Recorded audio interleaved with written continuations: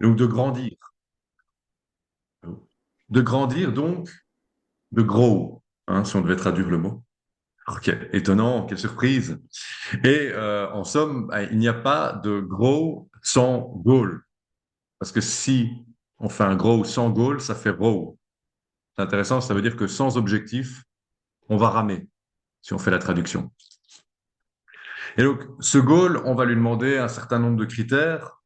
Vous le savez, entre autres, on demande souvent, on demande, tiens, est-ce que c'est réaliste, réalisable?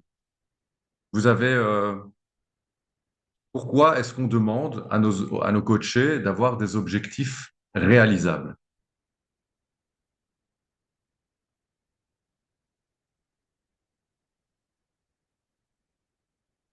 C'est une question très bateau finalement, hein. Bon, Du bah, je coup, prends tout le la monde. parole. Du coup, bah, clairement, si le coaché n'a pas un objectif réalisable, bah, on va nulle part, quoi. Le coaché n'arrivera pas à son objectif. Donc, c'est aussi, c'est presque évident. Voilà, et ça risquerait de le décourager Par contre, je éventuellement. dirais encore plus que pas nulle part, mais dans un côté plus sobre, parce que ça ne booste pas son self-esteem, mais perçu comme une sorte d'échec, ça peut encore rajouter une couche. Exactement. Et même ça pourrait même être complètement à l'inverse. En fait, et d'ailleurs, on définit un objectif majeur, principal, et puis tout au long des séances, on va en quelque sorte le découper en de plus petits objectifs, finalement, qui sont supposés être des jalons sur ce parcours. Et donc, du coup, on active un système de récompense. On active la reprise de pouvoir de la personne sur elle-même. euh, et pas à pas, elle sent qu'elle peut aller toujours plus loin. Et finalement, moi, ça me fait dire qu'aucun objectif n'est vraiment final. Ils sont tous une série de jalons sur l'évolution et il n'y a pas vraiment de ligne d'arrivée. Et imaginons, on pourrait se dire, bah, en fait, quand j'aurai fait ça dans ma vie, alors c'est bon, tout est accompli. Bah non, non, forcément, tôt ou tard, de nouveaux challenges, de nouveaux objectifs vont apparaître et vont nous permettre de continuer cette évolution. Donc, partant de ce principe, notre travail sur nous en tant que personne ou en tant que coach, bah, c'est un chemin infini et on peut découper cet infini en autant de morceaux qu'on veut.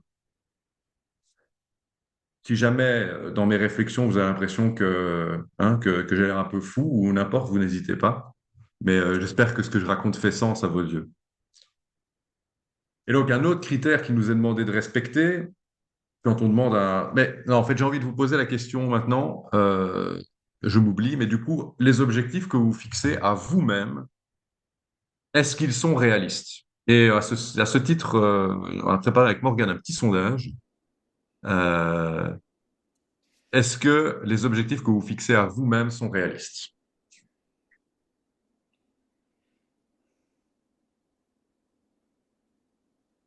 Il manque, ça dépend.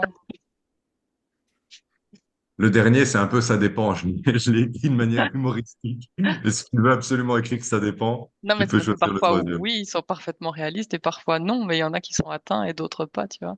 Oui, heureusement pour nous tous, en règle générale, on n'est pas tout noir ou tout blanc. On passe pas notre vie à viser la lune en se foirant, fort heureusement. Alors, jusqu'ici, on en est où? Il y a quand même déjà 12 personnes qui ont répondu et on a une majorité de oui, hein. Mais c'est une courte majorité malgré tout. Euh, Je ne sais pas, je ne les ai pas encore atteints. C'était une touche humoristique. J'aime bien faire des touches humoristiques. Euh, voilà, les trois derniers. Ah, si, il y en a encore un qui a répondu. Et la majorité de oui diminue, hein. Mais j'avais envie de poser cette question aussi parce qu'il peut arriver qu'on soit là dans nos coachings à très très fort insister auprès de nos coachés. Ouais, ouais. Oui, mais est-ce que c'est réaliste? Est-ce que c'est sous ton contrôle? Et puis nous, en fait, au quotidien, il peut nous arriver de pas tout à fait respecter ces grands concepts. Donc, c'était juste un petit sondage pour éventuellement effleurer cette question. Merci pour vos réponses, hein. Je partage les résultats. Ou tu fais ça, Morgane? Heureusement, j'ai Morgane à mon soutien logistique parce que je, je ne sais quasiment pas faire fonctionner. Tu vas arrêter de te sous-estimer comme ça tout le temps. Ça ne va pas, Sur ça, Zoom, hein, c'est juste. monsieur? Eh ben, réalistement, Cordonnier mal c'est pas très bon chaussé. sur Zoom. Ok, merci beaucoup. Et donc, l'autre critère qu'il est demandé de respecter souvent, c'est il faut qu'il soit sous notre contrôle. Excellent conseil général hein, dans notre vie. Le coaching est stoïcien par définition, puisqu'en stoïcisme, on met toujours très fort l'accent qu'est-ce qui est dans notre zone d'influence. Mais donc, ça vaut pour notre coaché, mais ça vaut pour nous-mêmes. Et quand on est en coaching, quels sont les éléments sur lesquels on a le contrôle? C'est une question ouverte, vous pouvez sauter. Bah, on va faire les bons élèves, mais la qualité de nos questions et notre implication dans les moyens qu'on met, mais c'est tout. Le reste, Est-ce que tu appelles l'implication dans les bah, dans les moyens? moyens, on a une obligation de moyens en tant que coach, mais pas de résultat. Donc, à nous de convoquer euh, tout ce qui nous permet de poser les bonnes questions et de mener le coaching correctement. Après, le reste, c'est pas sous notre contrôle. Ok, Après, il y a tout intéressant. le corps, quoi, avec ses émotions, ses pensées. Et donc, ça me semble un endroit sur lequel on a du contrôle. Le tien, du coup. Le mien. Mais j'ai pas bien compris la question. En fait, C'est, c'est chez le coach ou chez le ou la coachée ouais, en tant que coach, en dans tant une que séance de coach. coaching, sur quoi tu as le contrôle, tout simplement. Mhm. Je crois qu'il y avait quelqu'un d'autre qui voulait Est-ce que ça intervenir. marche? Oui, c'est bon. Euh, oui, j'aurais dit la qualité d'écoute et de présence. Euh, mais en dehors de ça, je vois pas trop. Enfin, après, si les outils, les compétences qu'on a appris en coaching, mais ouais, pour moi, c'est la base, c'est ça. Cool. Moi, c'est un peu là-dessus que j'avais envie de venir parce qu'en fait, finalement, tout ce que vous citez, ben, il revient à ça, revient à la présence et à la posture du coach. Et parce qu'en fait, on peut effectivement maîtriser tout un tas d'outils et être prêt à ricocher, mais on utilisera le bon outil au bon moment, au bon endroit, que si on est suffisamment en présence. On posera des questions puissantes et pertinentes et ben, si on est tout à fait en présence, si on a cultivé aussi notre écoute active, qui pour moi, forcément, ça se jumelle. Donc, on a le contrôle sur notre présence, sur notre posture de coach. Et on va pouvoir lancer un autre sondage parce que la posture qu'on prend en tant que coach, est-ce que parfois, justement, certains d'entre vous auraient l'impression de l'enfiler comme un costume, d'enfiler un costume de coach avant d'être coach? Et la question propose trois réponses passionnantes. Je vous invite à...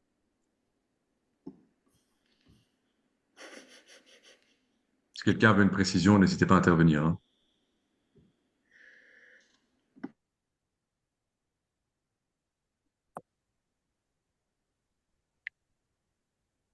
Si je peux me permettre, ça fait un peu drôle le mot carnival, parce que c'est le clown, c'est vraiment lâcher prise. Mais c'est un rôle. Quand je vous emploie comme coach, c'est un rôle. Mhm. Et donc, je suis juste mal à l'aise avec le mot carnival, j'avoue. Mais est-ce que je dois incarner un rôle? Oui. Et ça, c'est mon job. Ok, très bien. Oui, Moi, moi, Ce je sera intéressant. ouais. Pardon? Dis-moi. Moi, je veux bien dire, je suis un peu pareil que toi avec le mot carnaval, mais c'est l'impression d'enfiler un costume, mais plus dans le sens où je coupe avec tout ce qui peut me parasiter pour être vraiment présente. Donc, je sais pas si c'est l'idée d'enfiler un costume ou si c'est vraiment plus le fait de dire, OK, là, je me connecte, je suis pleinement présente à ce qui se passe maintenant et je fais abstraction de ce qui peut avoir ailleurs dans ma vie, quoi. Voilà. Ok, ouais, alors, vous aurez compris, hein, moi, je balance des petites touches humoristiques dans mes questions, dans mes sondages. Effectivement, ici, c'est une notion, quand je dis oui, j'adore le carnaval, c'est-à-dire effectivement, j'accepte l'idée que dans notre vie au quotidien, au travail, tous, régulièrement, on met un costume quand on est coach, on prend ce rôle, mais ça peut nous arriver en tout. Je n'ai pas tout à fait le même costume quand je suis dans mon rôle de sapeur-pompier ou quand je suis dans mon rôle de Benoît à la maison, en famille. En quelque sorte, j'accepte cette forme de changement. Dualité n'est pas le mot parce qu'il peut y en avoir plus que deux, mais que effectivement, on a tous chacun dans nos vies des rôles qu'on va Je vais bouger. accepter. Oui, oui, je vais bouger. Là, je crois que c'est pas volontaire.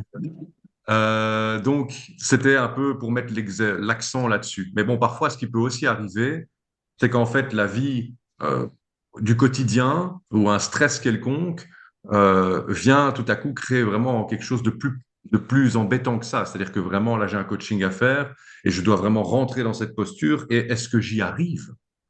Est-ce que j'arrive à mettre les moyens en œuvre pour le faire? Ou est-ce que, et c'est pour ça que la deuxième proposition est là, on peut aussi avoir l'impression qu'en fait, on est en décalage complet avec sa vie de tous les jours. Et là, on n'est plus du tout aussi à l'aise d'enfiler ce rôle de coach. On pourrait rentrer un peu dans une notion de se sentir illégitime, imposteur, entre guillemets. D'accord? Moi, alors, je n'avais pas compris parce que je me disais, je viens avec ce que je suis. Mhm. Voilà, c'est pour ça que j'ai répondu non. Mais c'est très juste aussi, tu vois. Peut-être que tu peux te sentir justement plus aligné à ce moment-là que finalement dans le reste du temps. Est-ce qu'il y a d'autres moments où tu as l'impression de devoir rentrer dans un rôle? En coaching, Non, mais du coup, justement, puisqu'en coaching, tu dis non, oui, de manière générale. oui, oui. Dans des moments Ok, où je n'aurais pas spécialement envie d'être présente, par exemple. Voilà. je vois tout à fait. Ok, mais voilà, donc l'idée là-dessus, c'était, il n'y a pas de bonne ou de mauvaise réponse de fait, hein, on peut l'avoir compris de mille manières, mais simplement de souligner qu'idéalement, notre présence naturelle, c'est pas un costume, c'est pas forcément une posture qu'on prend. Bien sûr, comme on l'a dit, les circonstances sociales, les milieux sociaux dans lesquels on évolue jouent énormément. On prend des rôles dans tout un tas de circonstances et ça, je crois que tout un chacun peut l'accepter et a eu suffisamment l'occasion d'être confronté à ça dans la formation de coaching ou autre chose. Mais donc, idéalement, c'est naturel, mais sous stress, la donne peut quand même changer très très fort. Et là, j'ai envie d'utiliser l'image du yin et du yang parce que bah, ça sous-entend l'équilibre entre ordre et chaos.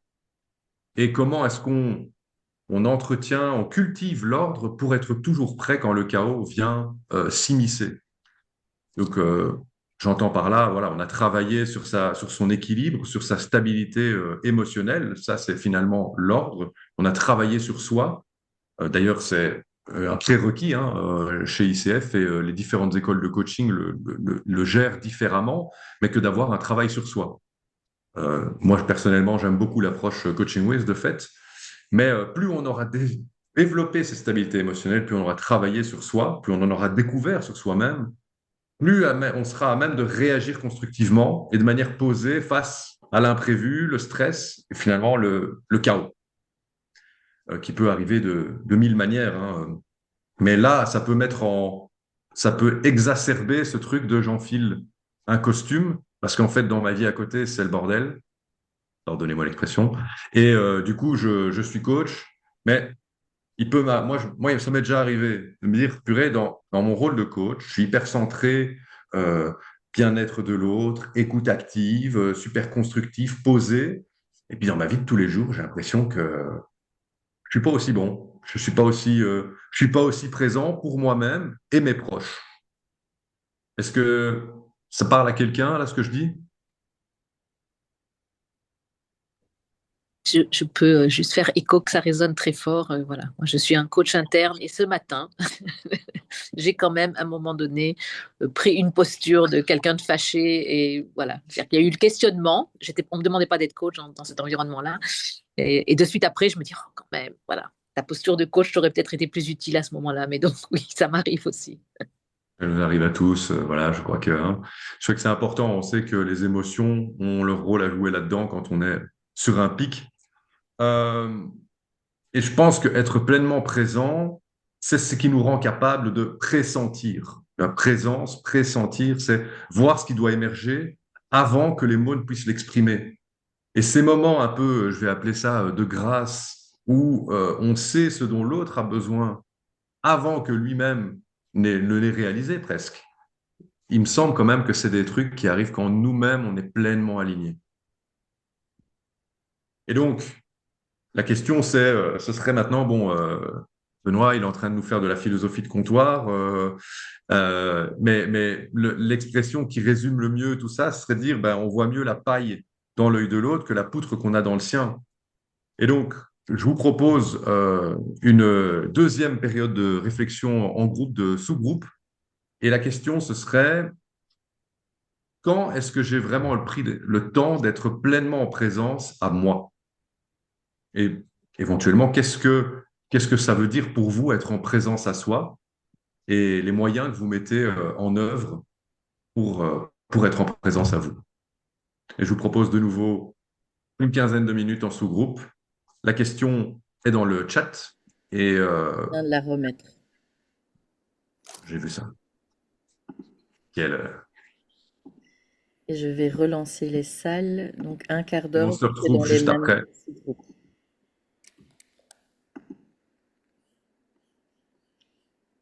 À tout de suite.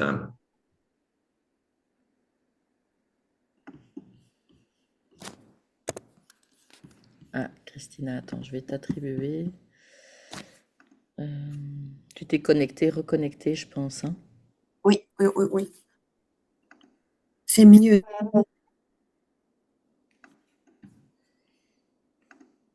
Et du coup, là, il n'y a plus que 14 participants. C'est marrant. On a Attends, perdu quelqu'un? attends 2 secondes. Ah bah, c'est peut-être mon compatriote. Je pense. Je l'ai dégagé, le pauvre. Est-ce que tout le monde est de retour? On dirait, hein? Je te confirme que tout le monde est bien là. All right. Question au retour de ces échanges. Quels moyens qui sont revenus dans vos discussions et qui sont mis en œuvre pour se reconnecter à soi sont en lien avec le corps?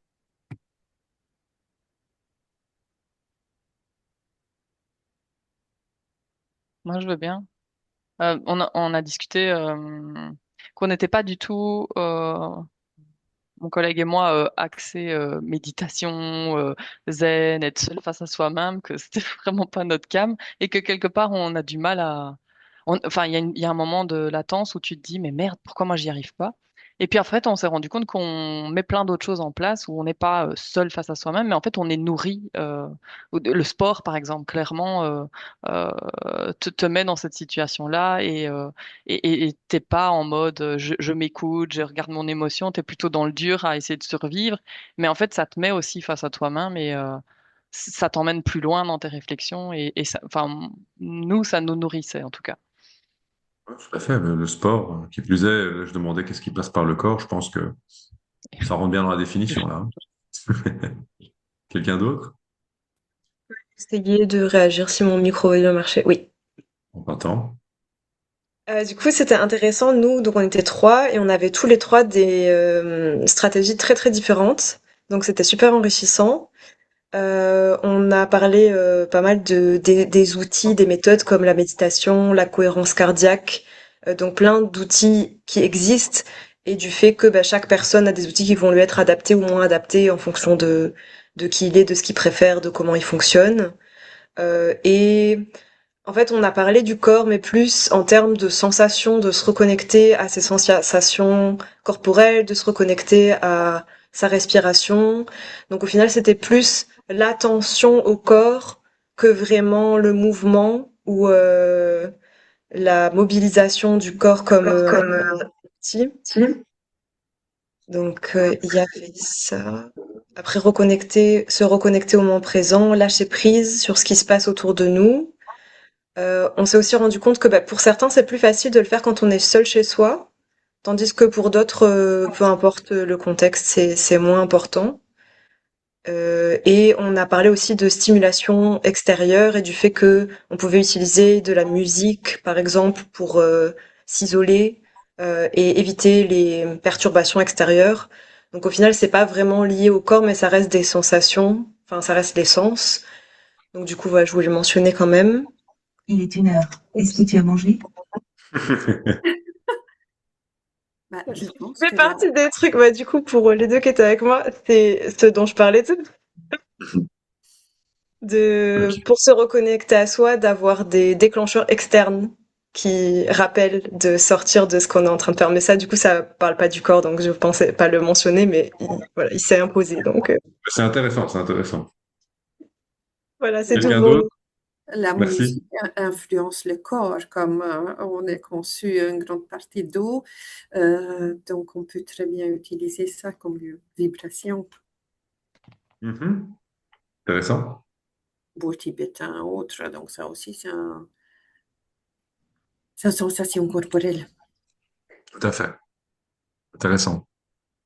Mais de manière générale, parce qu'on parle de méditation, mais souvent, si je m'assis en position du lotus et que je fais juste Om, concrètement, je vais pas vraiment réussir à rentrer dans un état méditatif. On va souvent avoir besoin de quelque chose qui vient parler à notre corps, qui peut venir de l'extérieur, ou pratiquer un exercice qui nous ramène au corps pour essayer de rentrer dans un état méditatif. Moi, je vais vous partager. Finalement, je vous ai dit que moi, je m'avais suivi la formation Wim Hof. Pour ceux qui connaîtraient pas, c'est une méthode qui consiste en trois piliers la confrontation au froid et même parfois du froid extrême, des exercices de respiration et donc la construction d'un mindset, d'un engagement mental. Ça, c'est les trois piliers. Et donc là-bas, quand je suis allé suivre cette formation, on a pratiqué une respiration guidée extrêmement intense, hein, et donc pas mal. Mes mécanismes de défense habituels, ben, les barrières se sont effondrées et j'ai laissé certaines émotions sortir fort, hein, de la tristesse, la peur, des émotions que je me permets pas vraiment en général de ressentir et alors encore moins d'exprimer. Et j'ai pleuré énormément, voilà. Et j'ai juste senti que quelque chose s'en était allé. Et quand on se sent mieux, on n'a pas toujours besoin de savoir pourquoi ou comment ça m'a fait du bien. Mais un traumatisme en soi, quelle que soit l'envergure qu'il a, hein, c'est pas obligé d'être un truc monstrueux qui nous écrase de tout son poids. Il y a plusieurs manières de l'emmener avec soi. Et moi, je pense que c'est quand on comprend vraiment, qu'on accepte sa teneur profonde, qu'alors son poids devient soutenable. Et j'avais lu dans des livres que les soldats qui revenaient du front, traumatisés, c'était pas tellement à cause de ce qu'ils avaient pu voir, mais plutôt à cause du monstre qu'ils ont vu en eux. Donc ça peut être, ils ont laissé gagner la bête et ils ont commis des exactions, ou ils ont eu des peurs très puissantes et ils se sont perçus eux-mêmes comme lâches. Et c'est ça qui leur reste et qui crée ce phénomène de PTSD, en majorité, hein. Et moi, à la sortie de la station Malbec, on nous a mis en stand-by et ça faisait 8 mois que j'avais pas fumé et je me suis allumé une clope. Ça faisait longtemps. Et quand tout d'un coup, on nous a demandé, tiens, il faut donner un coup de main là dans le poste soin, et moi, j'étais accroché à ma cigarette comme ça et je me suis vu hésiter à l'écraser. Je me suis vu hésiter à dire, attends, je finis ma clope avant d'aller aider les collègues. Et cet instant de doute, ce moment de faiblesse qui a duré qu'un instant, parce qu'après j'ai écrasé ma clope et je suis allé aider mes collègues, ben ça c'est le monstre en moi. J'avais pas été à la hauteur. J'avais été comme un enfant dans un costume de pompier qui était trop grand et trop lourd à porter comme ça. Et cette réalisation-là, elle devait passer par mon corps initialement parce que mon esprit, lui, n'était pas prêt à l'accepter. Ça aurait détruit ma construction pratiquement. Et donc, la masterclass du 3 octobre qui va utiliser forcément ce que j'ai appris en tant qu'instructeur de la méthode Wim Hof, elle vise en aucun cas à dire on va dealer avec des traumatismes ou quoi que ce soit, hein. Bien sûr, c'est pas l'idée, mais ce qui est important de dire, c'est en fait c'est toutes ces choses qui ont besoin d'émerger par le corps et qu'on a trop tendance à penser en permanence que l'esprit est supérieur à la matière en quelque sorte et que c'est grâce à la puissance de notre esprit qu'on met les grandes barrières et qu'alors on arrive à évoluer, à continuer à avancer dans ce monde. Parfois, et je pense que certaines personnes parmi vous doivent avoir vécu ce genre d'expérience, ben, il s'agit plutôt justement d'accepter de laisser tomber la barrière et de laisser sortir ce qui doit sortir. Et ça, c'est valable pour tout un tas de sujets qui ne sont pas obligés d'être des traumatismes d'enfance monstrueuses. Et donc, ce que je propose ici comme réflexion et du coup comme sujet abordé lors de la masterclass, c'est ça, c'est redonner, redonner les clés du camion à notre corps et voir ce qui en ressort, en toute confiance. Voilà. Pour cette masterclass, bah oui, vous avez entendu, je parlais de Wim Hof, je parlais de la confrontation au froid, je parlais de la respiration. De fait, ça va être partie intégrante. Il y a une respiration guidée, a priori puissante, qui est prévue et qui sera bien entendu teintée, colorée. Vous aurez eu l'occasion, pour les personnes qui s'inscriraient, de, de lui donner une vraie intention euh, avec cet esprit coaching qui bien sûr entoure et compose. Et puis, bon, bah, évidemment, il y a le froid, il y a le bain glacé. Et ça m'intéresse de voir parmi vous, qu'est-ce que ça évoque pour vous, le fait de participer à ça et de faire un bain glacé. Je sais il y a une personne inscrite ici, euh, bien contre Il a son gré, gagné la contre sa tombola. volonté, le gagnant de la tombola. Mais qu'est-ce que ça vous évoque, le fait de prendre un bain glacé? Même si vous n'en avez aucune intention. Non, moi, c'est vraiment, ouais, j'ai envie d'y aller. J'ai vu les photos passer sur des réseaux. Et alors, je ne sais pas si je serai là, je dois vérifier, mais alors, c'est celle-ci. Mais en tout cas, ouais, vraiment envie d'y aller parce que ça me produit, mais là, purement dans la tête, une sensation ouais, d'excitation. Bon, suffisamment rare pour être souligné. Merci.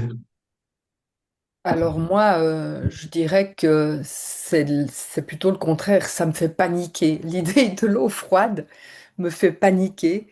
Mais pas, en fait, c'est pas l'idée de l'eau froide. Je crois que ce qui me fait paniquer, c'est la peur de, de perdre le contrôle. Euh, J'allais finir ta phrase. ouais, c'est ça. Ouais. C'est Ben, c'est vraiment me retrouver confrontée à quelque chose que je maîtrise pas, ou moi. Ouais. c'est intéressant. Merci pour le partage. Le grand débat que j'ai eu, entre autres, avec Morgane, c'est, tiens, OK, est-ce que le bain glacé serait une obligation? Est-ce que, du coup, ça risque pas de rebuter?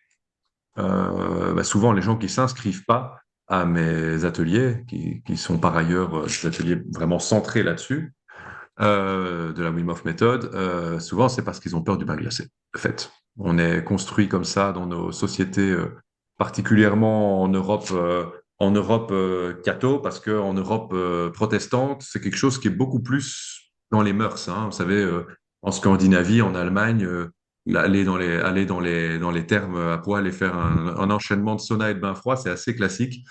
Euh, pour ce qui est de faire ce bain glacé, alors, tu vois, justement, c'est totalement sous ton contrôle.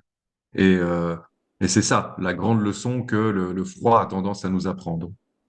Il a la faculté d'être une machine à voyager dans le temps. Parce qu'en fait, quand tu rentres dans le bain glacé, tu es sans équivoque au présent. On passe notre vie à se projeter au futur avec tout le lot d'angoisse que ça peut créer, à ressasser le passé. Eh ben, dans le bain glacé, ou quand tu vas respirer, tu vas te téléporter au présent. Et ça, c'est la grande qualité de ce que cette méthode peut nous apporter. Je pense que toute personne qui s'inscrit, en tout cas, devra le faire en se disant, j'ai l'objectif d'y aller. J'ai l'objectif de le faire. Et quand on parlait tout à l'heure d'obligation, bah oui, je vais pas, non, tu t'es inscrit et vous poussez dedans. C'est un fait établi. Mais si cet objectif est réalisable, j'ai la réponse à cette question. Oui. Et si cet objectif est sous votre contrôle, j'ai la réponse à cette question. Oui. Vous avez, chacun a la capacité de le faire. C'est ça le message finalement qu'il y a derrière cette méthode. Et c'est dans un environnement qui est très contrôlé en fait. Hein.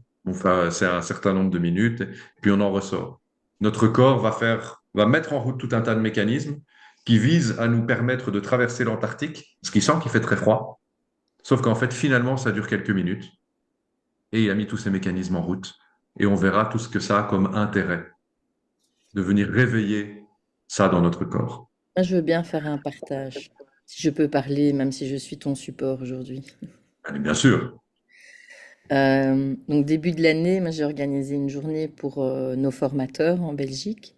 Et donc j'ai proposé, enfin avec Benoît, on a construit une journée où l'avant-midi était consacré à la respiration et à l'option du bain. En tout cas comme ça que je l'ai proposé à l'équipe, même si au final tout le monde y est passé. Euh, et pour partager mon expérience à moi, ceux qui me connaissent savent que je suis beaucoup dans la tête, et donc les angoisses, ça me connaît bien. Beaucoup rationalisé, parfois du mal à être dans le présent. Et en fait, le bain, ça m'a vraiment amené ça.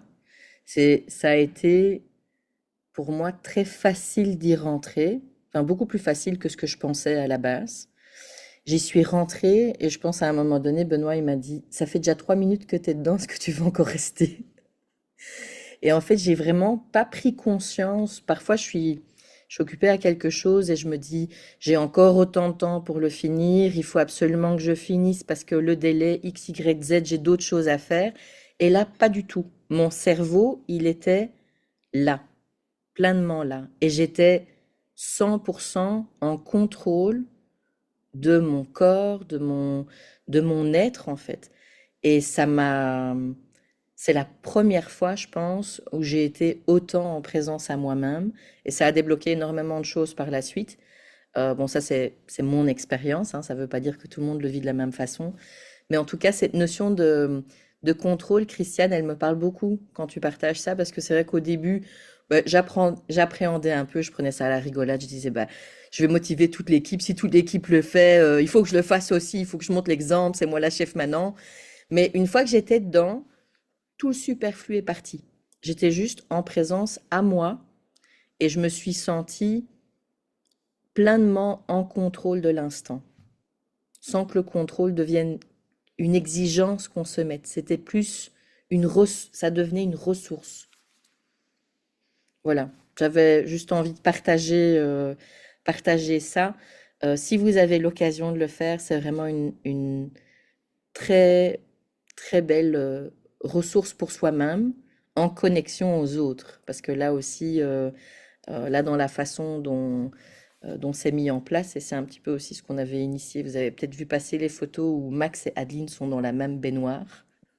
En fait, Max a motivé Adeline à aller dans la baignoire en lui disant si tu y vas, j'y vais avec toi. Et c'est là aussi où la masterclass que Benoît propose en octobre, et il y aura justement cet aspect de comment se motiver chacun pour être en présent à soi et à l'autre. Et là, il y a un lien hyper puissant avec le coaching. En coaching, on est en présent à l'autre, mais si on n'est pas en présence à soi et à ce qui résonne chez nous, ben, on perd de la puissance dans la relation qu'on a à l'autre. Donc, il y a des liens hyper intéressants à faire avec le coaching. Enfin voilà, comme ça je laisse la main aux autres. Merci, Morgane. Du coup, je connais pas ton prénom, je vois Ovarian. C'est Oshin. Et Benoît, je dois dire, c'est vraiment un plaisir de vous écouter aujourd'hui. Je prends plein de choses, je suis fort impressionné. Donc, un grand merci déjà. Merci à Euh, toi. je voulais juste, donc, je comprends, et ça donne envie pour le masterclass, pour être honnête, surtout le thème d'être présent pour soi et pour l'autre. Et je voulais juste vous poser une question, et si c'est pas pour aujourd'hui, ça peut être pour un autre moment. Mais je me demandais dans votre expérience, surtout pour le coaching virtuel, comment avez-vous ou qu'est-ce que vous conseillez pour travailler la présence de le coachee quand c'est un coaching à distance? Euh, c'est juste quand on parlait de pain glacé et tout le reste, j'entends plein positif et que des gens sont ramenés à eux-mêmes, c'est vraiment un système vivant, ils sont vraiment conscients de leur énergie, de leur corps. Et moi, je suis juste face à un comportement très régulier que le fait que des gens sont de plus en plus virtuels, je travaille avec des gens dans des autres pays, ils ont pris l'habitude d'être mi-présents dans des meetings. Ils Mhm. sont déjà tête ailleurs. Ils sont dans... Allumer les caméras, c'est peut-être le max qu'ils peuvent faire. Et c'est grâce au coaching, ouais, c'est tout ce qu'on a appris que voilà, on peut poser des questions puissantes. Et c'est dans le deuxième rendez-vous, ils sont encore plus présents, mais on est bien loin d'une face-à-face. Et je me demandais, donc, vis-à-vis de le système vivant et la présence pour le coaching, est-ce que vous en avez euh, des astuces ou des conseils là-dessus? À nouveau, en revenant sur le maintenant, fort intéressé par tout ce que vous avez dit et la masterclass, bravo. Mais ça a juste provoqué chez moi, pour ceux qui travaillent à la virtuelle et corporate, Ouais, ouais. qu'est-ce qu'est-ce- qu'est-ce qui- qu'est-ce que vous en pensez ou est-ce que vous avez vu des choses? À nouveau, si les questions sur mon timing, n'hésitez pas à me dire excellent, à plus tard. Euh, Non, parce que bon, je pense que ma réponse va être malgré tout assez courte parce que, bien sûr. comme je l'ai dit, moi, c'est hyper intéressant parce que évidemment que ça crée un challenge nouveau, cette notion de virtuel. Je ne suis pas coutumier de ce challenge. Sur mon site, j'ai mis que j'étais disposé à faire des coachings virtuels et pour le moment, globalement, j'aurais tendance à toucher du bois que personne ne me l'a demandé parce qu'effectivement, je trouve ça extrêmement difficile de réussir à lire les choses de la même manière. Alors là, tu vois, tu mets un fond, en fait, c'est encore plus une façade, un rôle comme on a pu l'écrire par rapport au fait du costume, même le coaché, il enfile un costume de coaché.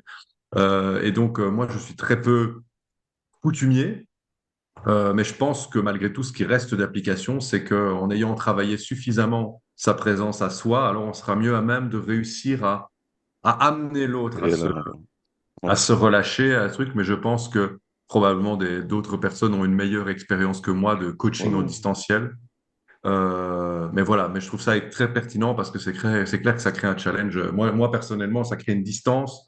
J'ai beaucoup de mal à venir et à dépasser. Mais je trouve quand même un conseil dans ce que vous dites, c'est-à-dire notre présence, le rapport qu'on crée peut peut-être traverser cette distance virtuelle, car ça a une influence sur la communication et même sur la réaction de notre coach que, ah non, il est vraiment là pour moi, pour travailler avec moi, et voilà, je, je vais en profiter de cet écran pour progresser. Donc, j'en trouve quand même des conseils dans ce que vous dites. Merci d'avoir accepté les questions et C'est bravo, bien normal. c'est une Merci à toi. excellente séance. Merci. Merci à toi. Je peux rebondir sur ça par rapport au coaching en distanciel, parce que personnellement, je fais principalement du distanciel. Euh, et c'est vrai que quelque chose que j'ai remarqué, c'est que déjà, on est très tributaire de l'environnement dans lequel notre coaché est, du coup, parce qu'il y a des personnes qui vont avoir un bureau isolé, au calme, il y a personne à la maison, etc.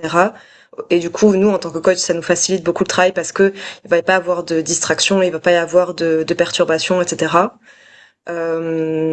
Donc, du coup, d'office, si la personne elle est au milieu du salon avec ses enfants qui sont autour, c'est sûr que ça va être compliqué pour nous. Mais du coup, ça c'est quelque chose qui est pas vraiment sous notre contrôle. Donc, à part le fait de s'en rendre compte, mais ça, il faut avoir eu déjà une ou deux séances avec la personne et du coup le mentionner, dire voilà, en tant que professionnel, je t'informe que c'est pas opti pour toi ces conditions-là. Donc, De si le tu mettre veux dans le vraiment profiter un cadre. maximum de nos séances, ouais, voilà, c'est ça, de mettre ça aussi dans le cadre. Et après, pour ce qui est de la relation de toi avec ton ou ta coachée, bah, je trouve que dans la discussion, enfin ouais, je sais pas, à ce niveau-là, moi, je trouve pas qu'il y ait de difficulté. Si toi, t'es en présence à l'autre personne, la personne, elle est en présence à toi. Enfin, je sais pas, en tout cas, j'ai jamais vraiment perçu cette difficulté-là. Pour moi, la principale difficulté, c'est l'environnement, potentiellement. Mais, Mais merci pour le partage, c'est excellent. Merci, Alicia. merci.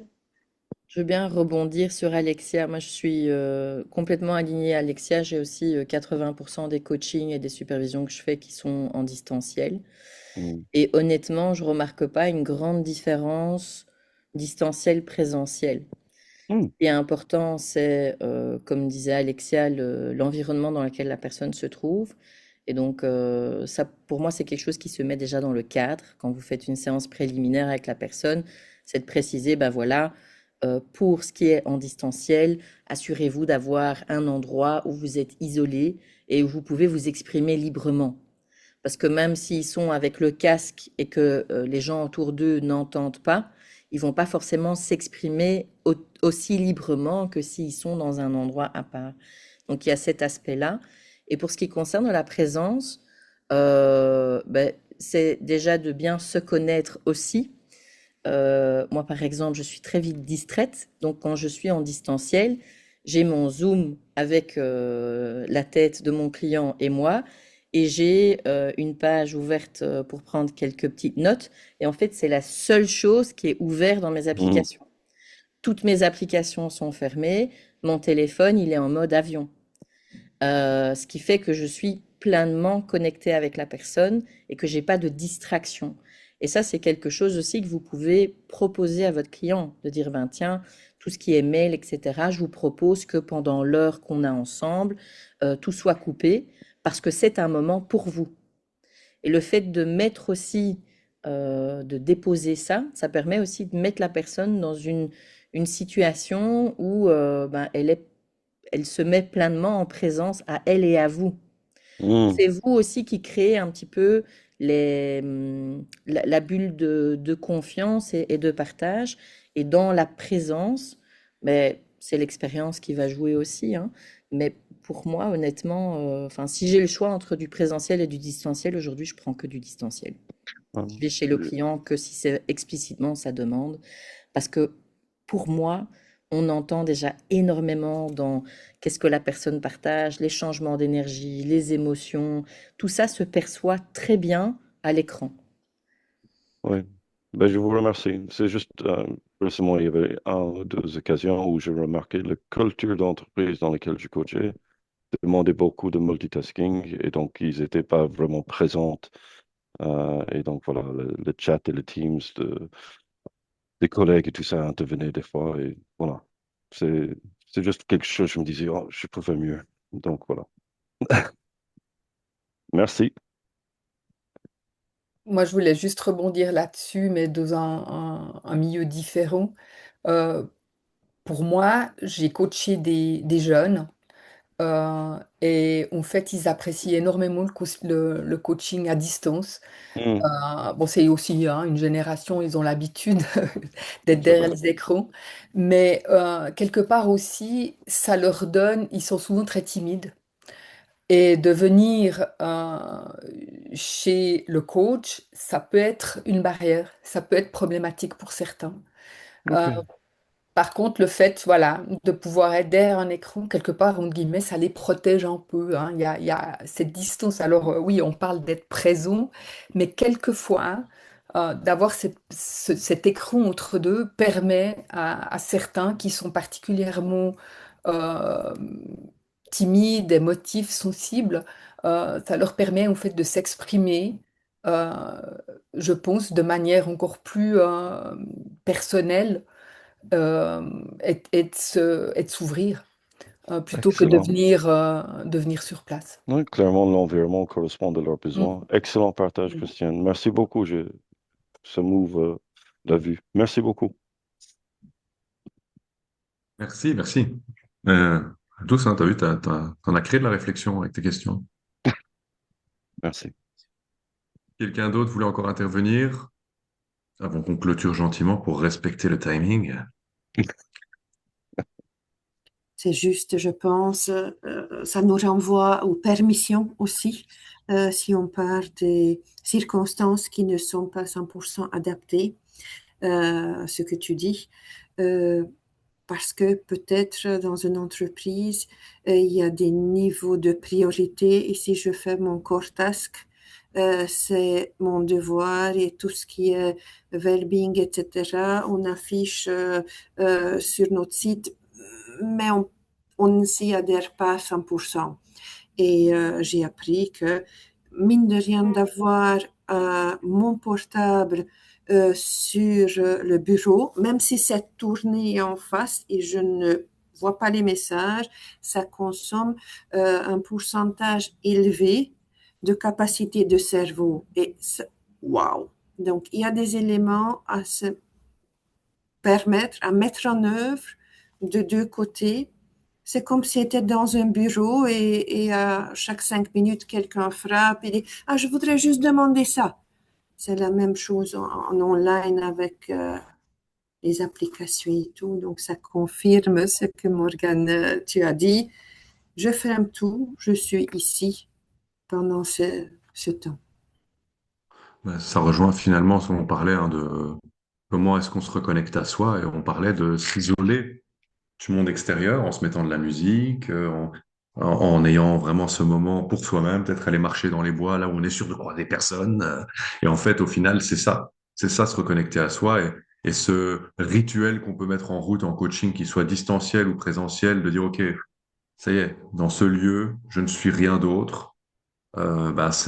C'est aussi ça, de se remettre en présence à soi.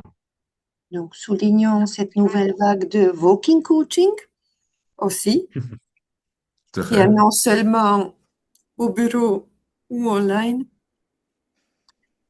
Et je pense que comme on responsabilise le client, c'est le client qui décide par rapport à son caractère, circonstances, tout. Est-ce que c'est mieux online ou est-ce que c'est mieux en personne? De toute façon, on a bien entendu que, a priori, il y avait des avis de ce point de vue-là. Tout le monde, voilà. Et pourtant, je suis jeune, j'ai grandi sous le jeu vidéo. Et pourtant, moi, je ne me reconnais pas dans le discours de Morgane, par exemple, de dire que je choisirais plein de distanciels. Voilà. Mais fantastique. Il en faut par chacun. Ben écoutez, du coup, je vais entre guillemets clôturer sur ces quelques mots. Ben, je suis très très content d'avoir pu animer ce petit webinaire avec vous. J'espère que vous en ressortez avec quelque chose, une réflexion, ça suffit. Et j'espère que certains d'entre vous sauteront le pas et se décideront à venir voir de plus loin. Et sinon, ben, on se croisera sans aucun doute lors d'une prochaine soirée alumni, lors d'une prochaine formation, pour encore toujours plus creuser, encore toujours plus découvrir sur le chemin de notre développement infini. Merci beaucoup. Pour ceux qui sont intéressés, j'ai mis le lien pour la masterclass dans le chat. Vous pouvez aussi me contacter si vous avez des questions. Et le prochain webinaire de la tribu Coaching Way sera le premier mardi de septembre. Ça va, donc il n'y en a pas en juillet, août, mais on pensera très fort à vous et n'oubliez pas de pratiquer. Belle journée à vous. Bonne journée à tous. Merci beaucoup. Merci pour Bye. Merci Benoît, merci